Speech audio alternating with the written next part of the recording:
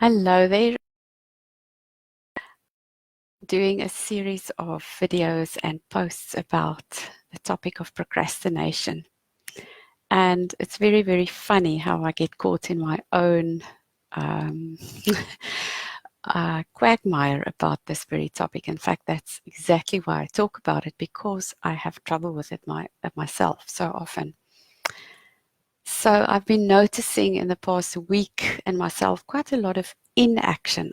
I'm thinking about doing things and I have them all on my list. I've got a really long little list here of things I'm in the process of doing, and a few of them I'm just avoiding. I just skipping past it, and I noticed this morning that one of them is doing this very video on the second reason of why we usually procrastinate. And I went for a little walk just now to freshen up my brain. And as I was walking, I started tapping, as I often do. And during the tapping, I discovered that this reason for not doing this video is exactly what this video is about. So I want to share that with you.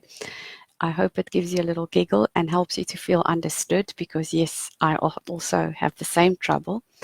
And this reason number 2 for when we procrastinate is that we fear the outcome of the task that we are procrastinating on will be scary or unpleasant. And it all mostly goes back to our old friend, I'm afraid of rejection or criticism. So when we procrastinate on a task and we fear that the outcome of it will be, I'm going to be criticized, it's not going to be good enough, I'm going to be rejected, people will think it's awful, they'll have a lot to say about it, I'm going to feel ashamed or I'll feel humiliated. All of that has really to do with the fact that we all, human beings, have a natural tendency to want social approval, love and approval from the people that we care about, and even from the people we don't even know. That is just normal, natural, and that's what's built into human beings, because from a very early age, as babies, we are indeed very much, for our survival, we depend on people loving us, our parents. If they don't love us, they're not going to feed us, clothe us, and clean us. So it is built into human beings to want love and approval. So there's nothing wrong with that. It's just that it can really hamper us later on in life when we kind of use it as a stick for ourselves not to get into action, because we're so terrified of that rejection that we don't take the actions that we need to take. I'm always reading a book, and the book that I'm reading that I've just finished is called The Happy Brain by Dean Burnett. He's a neuroscientist, and he was getting fed up with all the nonsense out there on what it takes to, the 5 keys that will provide you with everlasting happiness. He just got so fed up with all the nonsense out there that's complete rubbish, that he decided, as a neuroscientist with all his knowledge and everything at his disposal, he's going to write a book and clear out all the rubbish and the nonsense about that. So I've been enjoying this book a lot. It's full of humor, and if you feel like reading a really great informative book, it's a great one. So in one of his chapters, in fact, in a few of his chapters, he mentions this topic of rejection. And I'm going to just jump over here to a document that I've got. I want to read you a quote from this book. It's just a short quote where he talked about rejection, and he said, "It's no wonder negative social interactions are considered unpleasant enough to be labeled a threat. Social rejection is painful, literally. Just like how positive social interactions trigger the brain's underlying reward system, social rejection seems to trigger the regions responsible for processing pain, actual pain." And that is from a neuroscientist. So he goes on further to explain that after some studies, they figured out that it doesn't actually trigger these brain regions in exactly the same way as physical pain. In other words, we don't experience social rejection as physical pain, but it is processed in the same brain regions, and that means our brains interpret it as pain. So it is no wonder that our brains try and avoid all situations as much as possible that involve even the possibility of social rejection from peers, from colleagues, from clients, from people who don't know us, from people we love. We just don't love putting ourselves in a place where we could be rejected. Now, of course, it's not an option to just sit in our cave and hope that nobody will ever reject us. That's just not how life works. So we need ways to get past this fear. Otherwise, we're just not going to have the life that we actually truly want. And yes, I'm an introvert, so talking to strangers is not my favorite thing. I don't love talking to crowds. I don't actually like being in the spotlight. And I know many, many introverts feel the same way. And it is still not an option to sit in our room all by ourselves all day because I have a business to run. I want people to find my work. I want to make a difference in the world, and I'm not going to make a difference if I just sit here by myself wishing and hoping that nobody will reject me. And so what we're going to do is just a few rounds of tapping. I want to give you some ideas on how you can use tapping for yourself. So if you are busy procrastinating on something and you have the sense, or you know perhaps, that this may be something to do with the fact that you are afraid that when you complete this task and you show it to somebody, or you show it to the world, or whether it's a book that you're writing, whether it's an article that you're writing, whether it is a video like what I'm doing right now, whether it's an offer that you have to put out there, whether it's you want to ask your boss for a raise, or anything where the result might be rejection or criticism or judgment, I want you to tap with us. This can truly make a difference. EFT tapping is one of the most brilliant tools I know of that you can use as a self-help tool to help calm the fears about it. Because when we have this fear of rejection, criticism, judgment floating around in our brain, there is a part of our brain called the amygdala. That's a part of the limbic system where our fear and anger mostly is situated and processed and stored. So that part of the brain, when it is really triggered and terrified of rejection, it is not going to make it easy for us when it is that triggered to step into action and put our work out there. So we can calm that part of the brain with some tapping. And that's what we're going to do right now. So I'm going to bring to mind some more videos that I need to do, that I want to do, and just bring that into my body. I did some tapping before I did this one, and that's why I'm here right now. I did not put on makeup. I didn't do my hair. I haven't had a haircut. I didn't prepare a lot, and I just decided, you know what, today I'm just doing this. And I want to encourage you to jump into action after a little bit of tapping as well. So bring to mind the thing that you're procrastinating on, that you're afraid that may be criticized. It may be even yourself, like maybe you feel like who you are is not good enough. So just get into that sense and just knowing that you need to take full responsibility for your own well-being. And if this is uncomfortable for you, just start tapping immediately. Tapping is the thing that helps to calm us. So think of the thing that you're procrastinating on, and where in the body does it feel uncomfortable? Does it feel like, oh, I can't do this? I get a bit of like tension in my shoulders. I get the sense that I want to shrink away from doing it, like something like this. And maybe a little bit of tightness in my chest. So check in your own body what is happening there when you think of finishing this task and the possible outcome of rejection. Notice what the sensations are in your body. What's the emotion? For me, it's fear and anxiety. And give the emotion a number, a rating out of 10.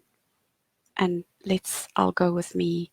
For me, putting more videos out there is maybe a 5. Like I don't feel prepared all of that, the reasons that I mentioned just now, and bring that to your mind for a moment. Write it down if you can, and then let's start tapping with us. So we're going to start on the side of the hand, tap there continuously while you use these words.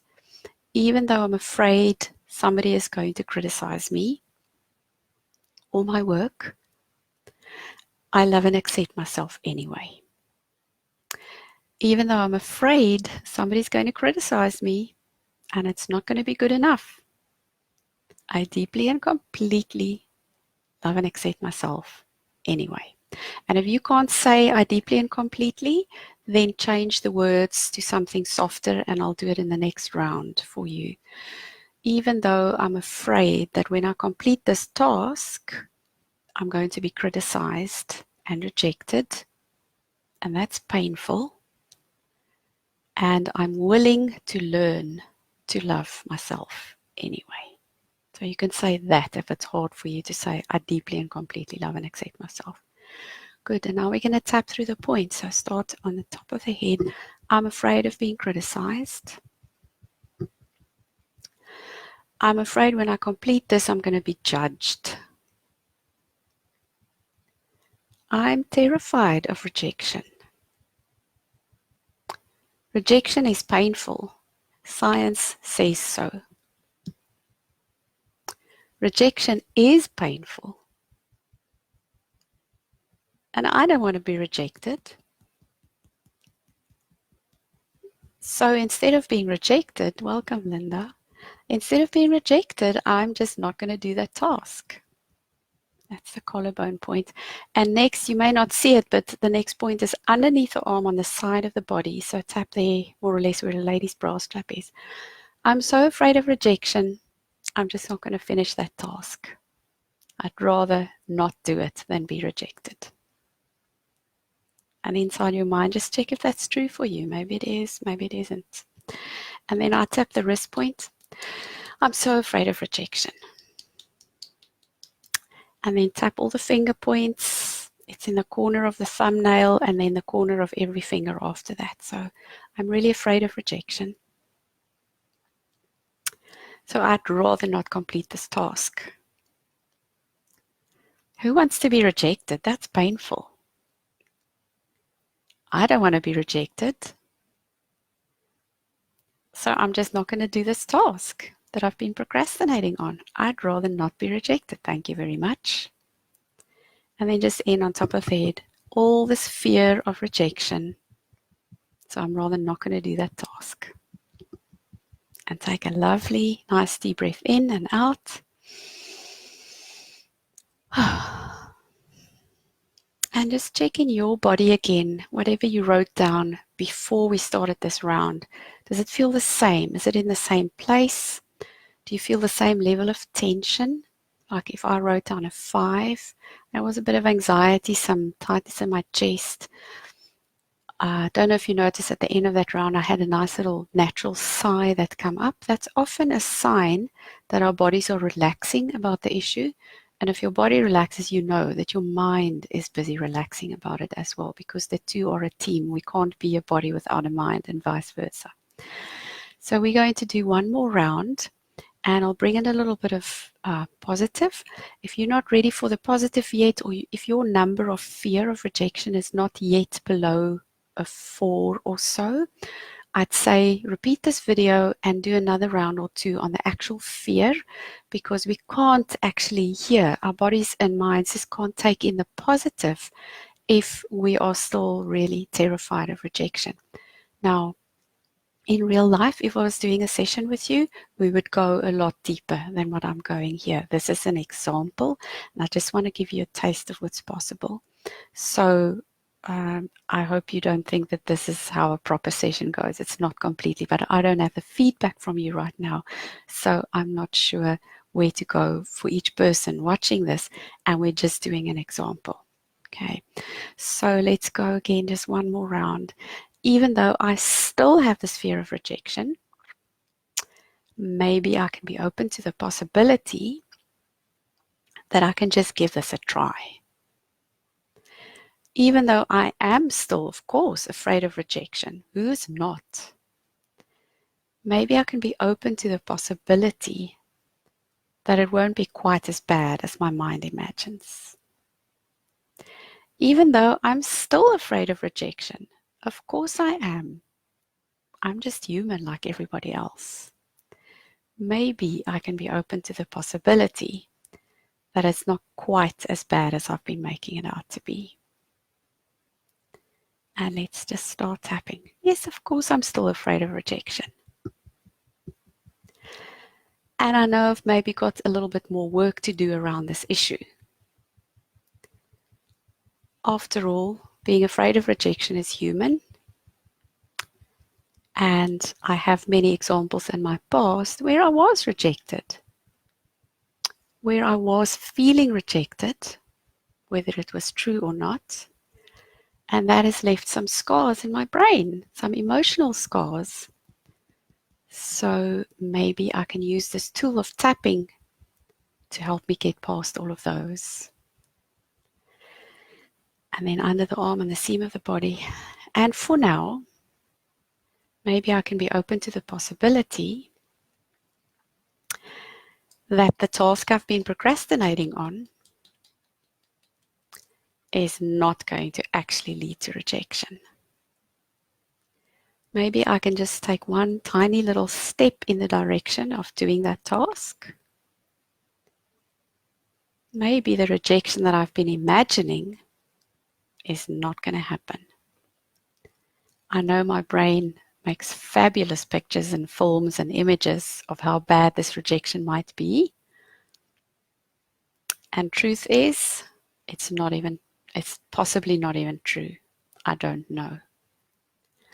I might be rejected, and I might not. I could try this. Maybe I could just do one little piece of this task. And maybe I can find ways to really, really enjoy it, to be fully in the moment, in the present moment with this task, without thinking about the outcome at all, but just being in the moment with this task and being fully present, fully me, authentically me, and bring my whole self to this task. I wonder what would happen if I did that. Maybe this task could even be enjoyable. And who knows, maybe this task, if it's completed, could actually make a difference to somebody out there in the world. Like I was afraid of doing this video ahead of time. And maybe it means something to somebody else who is also having trouble with fear of rejection and procrastination. So I'm open to the possibility of just doing one tiny thing in the step in the direction of the thing that I'm procrastinating on. It may even be enjoyable. And taking a nice, lovely deep breath.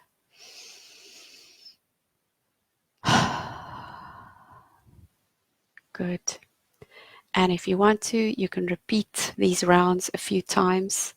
And I would love to encourage you to every time you are procrastinating on something and not getting going, think about whether it's one of these two things. Reason number one for procrastination is we think the task itself is going to be unpleasant. Maybe we need some more skills, we need help.